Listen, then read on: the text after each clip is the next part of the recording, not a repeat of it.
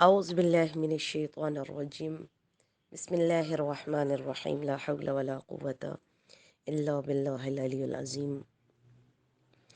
ماہ رحمت، ماہ مغفرت، ماہ اجابت دعا، اور سب سے بڑھ کر ایسا مہینہ جس ماہ کو امام زمانہ کا مہینہ کہا جا سکتا ہے۔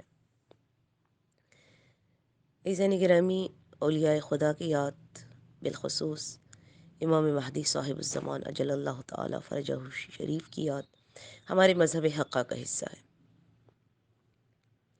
اور جز لا ينفک ہے، اور یہ عبادت بھی عبادت کی ایک قسم ہے۔ اولیاء خدا کی یاد خدا سے منسلک ہے۔ دیکھیں، پیغمبر اکرم صلی اللہ علیہ وآلہ وسلم نے فرمایا، ذکر علی عبادہ، کہ علی کا ذکر عبادت ہے۔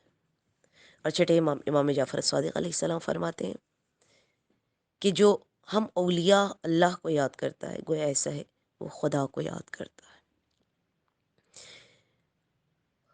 کبھی کبھار انسان معنویت اور تقرب کی منزل میں اتنا بلند ہو جاتا ہے کہ صرف اپنی ضرورت کے لیے خدا کے در پر نہیں جاتا، یا صرف مخصوص اوقات یا مخصوص زمانے میں خدا کی ذکر کی لذت نہیں لیتا، بلکہ ہر لمحے یاد خدا کی لذت اس پر طاری رہتی ہے۔ گویا ایسا لگتا ہے کہ وہ یاد خدا کی حصار میں رہتا ہے۔ انسان جب اس حال کو پہنچے تو پھر وہ صرف خدا سے محبت نہیں کرتا، بلکہ جو خدا سے محبت کرتے ہیں، جو خدا کے ولی ہیں، جو ان کے اعمال، کردار، گفتار اور رفتار سے خدا جھلکتا ہے، وہ ان ہستیوں سے بھی محبت کرتے ہیں۔ اور اس کی ایک مثال زیارت جامعہ ہے۔ زیارت جامعہ میں اس قدر خوبصورت الفاظ میں، اس قدر خوبصورت فضائل کے ذریعے اہل بیت کو یاد کیا گیا ہے اور ان کی ہر خوبیوں کو عیاں کیا گیا ہے، اور ہر دفعہ اس دعا کرنے والے نے ایک نئے زاویے کے ساتھ اہل بیت کی محبت میں غرق کیا ہے۔ یہ انسان انسان نہیں ہے جو اہل ذکر نہ ہو، اور جو اہل ذکر نہیں یقیناً وہ اہل غفلت میں سے۔ خدا قرآن میں ارشاد فرماتا ہے، دعوا اللہ مخلصین لہ الدین۔ پتہ ہے کون خدا کو پکارتا ہے، کون خدا کی لذت لیتا ہے؟ وہ جو خدا کے ساتھ مخلص ہو، یعنی وہ کسی مجبوری کے تحت نہیں، وہ کسی ضرورت کے تحت نہیں، بلکہ وہ خدا کو قابل محبت سمجھ کر خدا کو پکارتا ہے۔ اہل ذکر وہ ہیں جو بغیر ضرورت کے بھی خدا سے محبت کریں، اس کی یاد سے محبت کریں، اس کی صفات کا ذکر کریں۔ اہل ذکر پتہ کون ہے؟ وہ لوگ جو خدا کے ساتھ گفتگو کرنے کو اپنے لیے دنیا کی سب سے زیادہ بالعزت شے تصور کریں۔ میں قربان جاؤں امام سجاد علیہ السلام، جنہوں نے اپنی دعائے خمسہ عشر میں فرمایا کہ پروردگارا، میں تیرے ذکر کی لذت کے علاوہ ہر لذت سے استغفار کرتا ہوں۔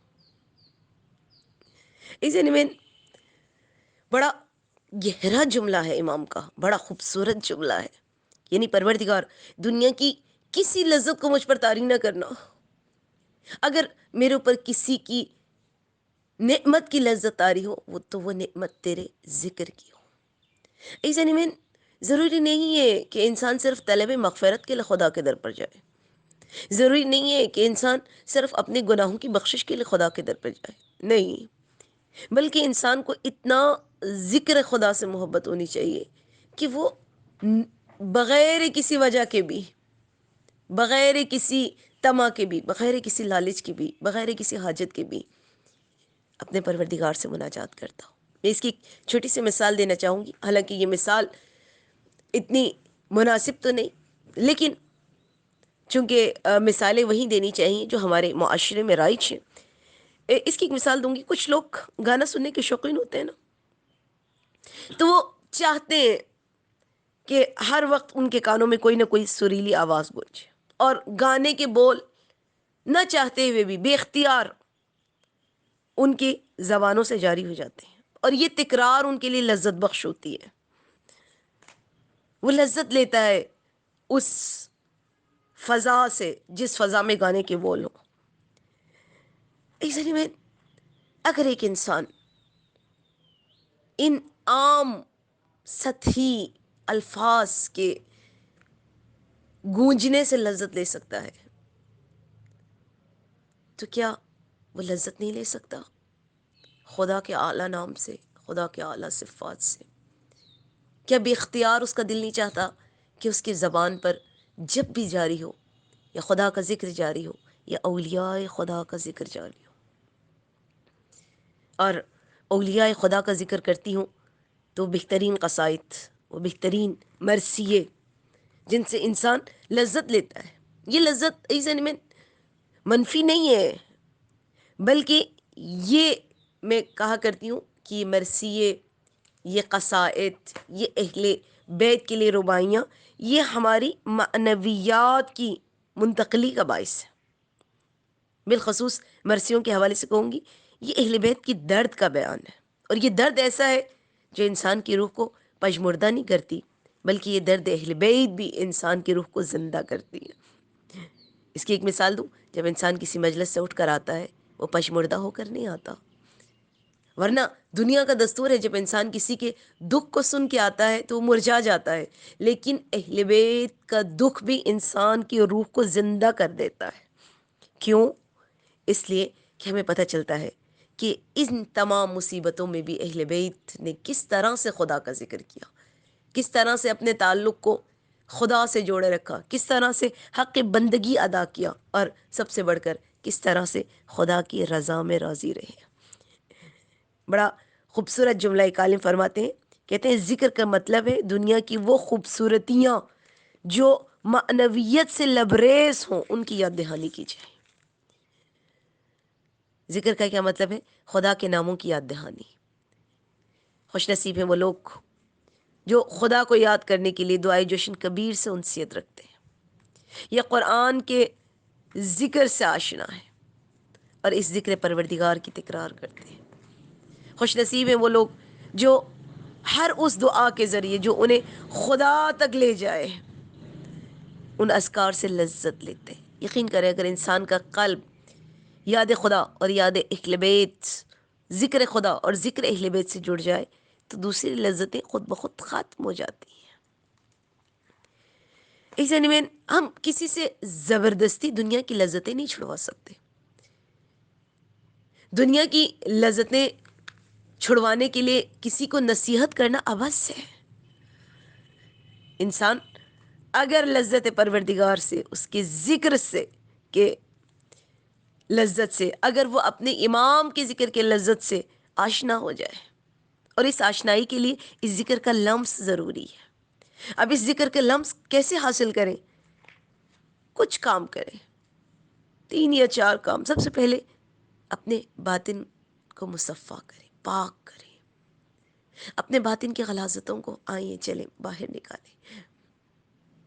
اس کے بعد تھوڑا سا استغفار کریں.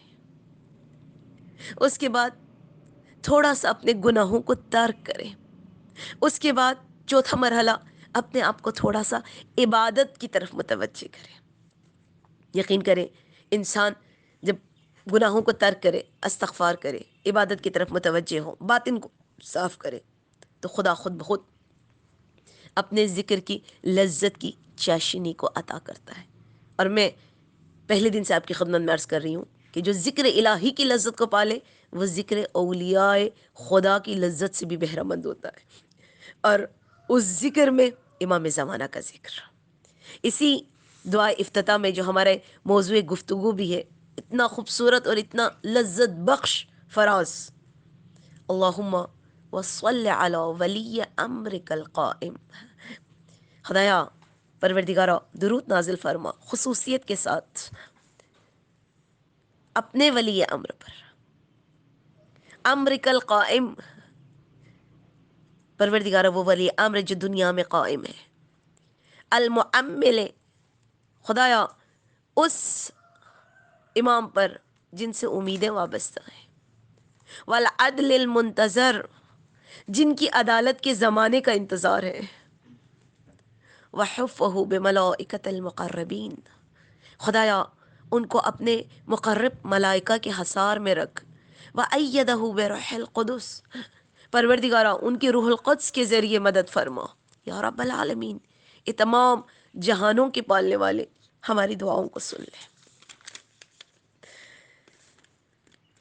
انصاف کریں، اگر ہم امام پر درود بھیجیں کیا وہ ہم پر نظر رحم نظر کرم نہیں کرے گا؟ ممکن نہیں ہے، ممکن نہیں ہے کہ ہم خدا سے امام کے بارے میں مناجات کریں اور انہی لمحوں میں امام ہماری طرف متوجہ نہ ہو. ممکن نہیں ہے کہ ہم امام کو پکاریں اور امام اپنی دعاؤں میں ہمیں یاد نہ رکھے. ویسے تو تمام معصومین کا ذکر لذت بخش ہے.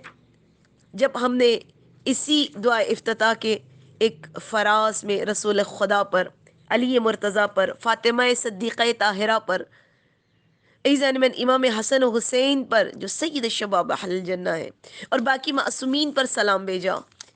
لیکن تمام معصومین کا ذکر لذت بخش ہے، لیکن ہمارے عقیدے کے مطابق یہ معصومین زندہ بھی ہیں، ہمارے اعمال سے باخبر بھی ہیں. لیکن زمانے کے امام کا ذکر جس کی وجہ سے ہمارا زمانہ چل رہا ہے، اور خدا کہتا ہے یوم ندعو کل اناس بامامہم، جو سارے زمانے کا امام ہے، جس امام کے زمانے میں ہم جی رہے ہیں، اس کا ذکر کرنا اس کی اپنی خاص خاصیت ہے.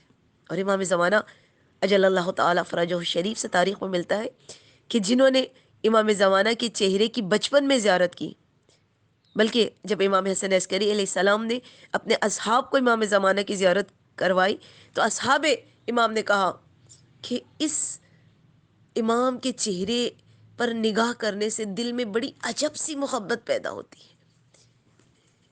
یہ امام عجب سی کشش رکھتا ہے، یہ امام عجب طریقے سے دلوں کو اپنی طرف کھینچ لیتا ہے. تو امام حسن عسکری علیہ السلام سے انہوں نے جب اس بات کا ذکر کیا، امام نے فرمایا ہم اہل بیت خود بھی اس امام کے حوالے سے ایسی ہی محبت رکھتے ہیں. بس میں آپ سے یہ کہنا چاہوں گی، اگر آپ اپنے امام سے اپنے آپ کو متصل کریں، یقین کریں آپ اس دنیا کے گرداب سے نکل آئیں گے. اور اگر ہم نے امام کے ذکر کو چھوڑ دیا تو یہ دنیا کا گرداب ایک دلدل کی صورت میں ہمیں اپنے اندر لیتا چلا جائے گا. منفی چیزیں ہم پر غالب آ جائیں گی، مایوسیاں ہم پر طاری ہو جائیں گی، طبیعت میں گرانی اور بیزاری ہمارے وجود کا خاصہ بن جائے گی. حسد، بغض، کینہ ہماری فضائی زندگی کو خراب کر دے گا. لیکن یاد رکھیں امام کا ذکر طاقت ہے، اور یہ ایک ایسی طاقت ہے جو انسان کو انسان کے مقصد کی یاد دہانی کرتا ہے. اس دعا کے ساتھ کہ پروردگار ہم سب کو امام کے عاشقوں میں اور امام کے خدمت گزاروں میں شمار فرما، اور اس دعا کے ساتھ کہ پروردگار ہمارے زندگی کے ہر لمحے کو یاد خدا اور یاد اولیاء خدا میں بسر کرنے کی توفیق عطا کر. اور اس دعا کے ساتھ کہ پروردگار اس امام کے ذکر کی لذت کی وجہ سے پروردگار اس کے ذکر کے تصدق میں ہمیں دنیا کی باقی لذتیں بھی حاصل فرما. اور اس دعا کے ساتھ کہ پروردگار علماء حق کا سایہ جنہوں نے اس ذکر امام کو اپنی کاوشوں سے، اپنی محنتوں سے باقی رکھا اور لوگوں کی قلوب پہ دستک دی، ان کا سایہ ہمارے سروں پر قائم و دائم فرما. اور اسی امام کے تصدق میں پروردگار اس وقت کی بے چین اور مضطرب دنیا کو سکون عطا فرما، ہر وبا سے، ہر بلا سے، ہر مصیبت سے کل مومنین، کل عالم اسلام کو محفوظ فرما. اور پروردگار اسلام کا بہت جلد بول بالا ہو اور دشمن اسلام نیست و نابود ہو، اور ہم سب کے مرحومین کو اعلی علین میں مقام عطا فرما. والسلام علیکم ورحمۃ اللہ وبرکاتہ.